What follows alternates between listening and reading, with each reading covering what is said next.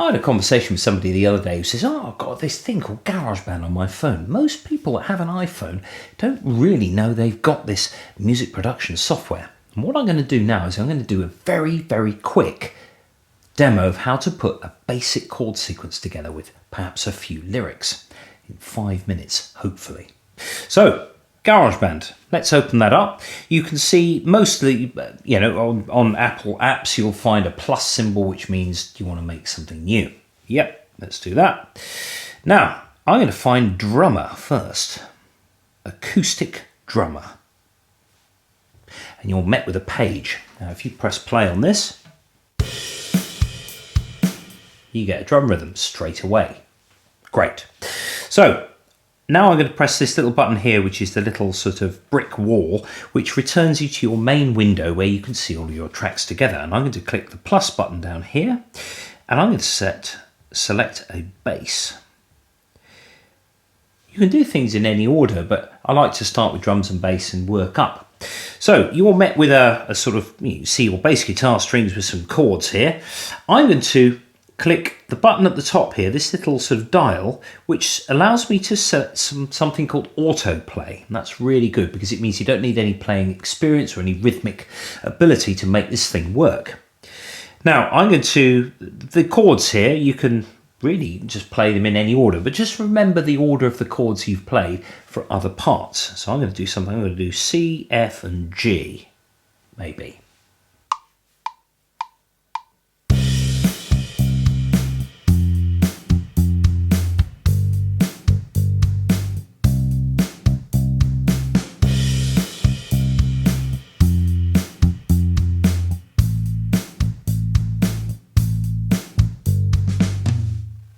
So, there's my chord sequence. Now I've got to remember what I did when I add some piano. So, find a keyboard, smart piano, there we go, and it defaults to a normal piano sound.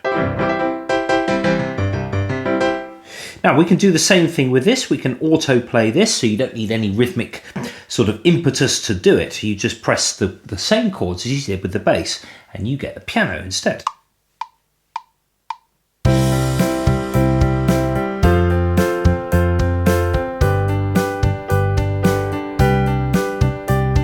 Oh, now I made a mistake there. If I want to undo, there's a little button there with a curved arrow, so I'm going to redo that.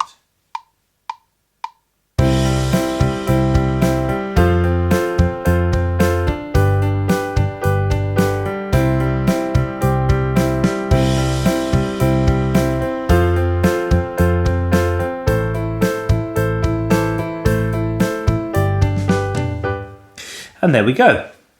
Bit of piano. Let's have a bit of guitar, so that sort of nice sort of acousticy sort of top end.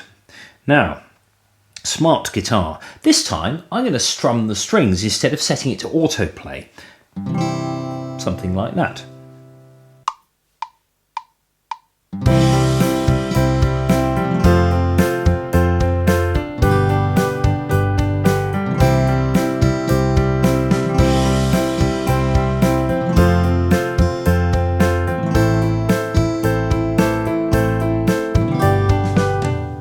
It's nice to have a bit of a human feel over the top sometimes.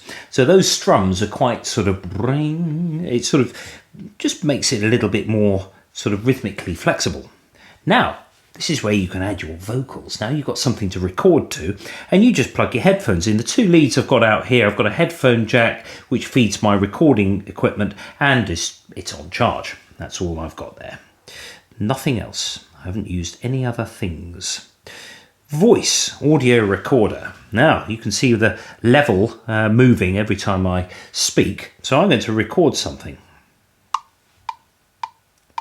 When I had you to myself, I thought I was in heaven, but then you went away, and it smashed my world apart, yeah. Okay. Dreadful lyrics and slightly tongue-in-cheek vocal quality. However, if I go back to my main window, you can see that the colour of the vocals is blue. When I had you to myself, I thought I was in heaven,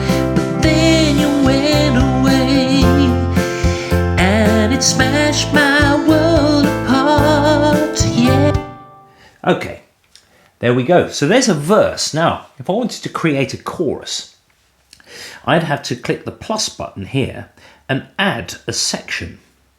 Now what that does is it allows me to record a chorus, and then I can essentially at a separate time, because you might want to do that. You might want to then cut and paste your choruses and do all sorts of other things. Now if you look in the description box below, there's an A to Z of all the GarageBand videos I've done, including in-depth demonstrations of all the features that you can get on an iPhone or iPad on iOS.